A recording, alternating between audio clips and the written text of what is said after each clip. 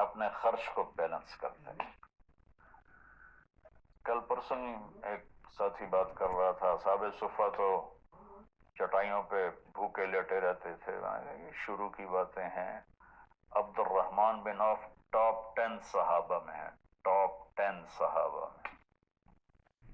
جب ان کا انتقال ہوا تو ان کی 4 بیویوں کو جو 1/8 ملا وہ 48,000 دینار تھے، تو آج کے لحاظ سے وہ 12 ارب روپیہ بنتا ہے۔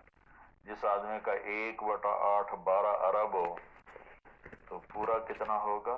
اور 10,000 بکریاں، 1,000 اونٹ، 1,000 گھوڑے، اور شام، عراق، مصر، حجاز میں زمینیں، جائیدادیں، باغات، یہ تو پھر اللہ والی کوئی نہیں۔ اور اللہ کا نبی کہہ رہا ہے یہ ابو بکر جنتی، عمر جنتی، عثمان جنتی، علی جنتی، طلحہ جنتی، زبیر جنتی، عبد الرحمن بن عوف جنتی، اور ابو عبیدہ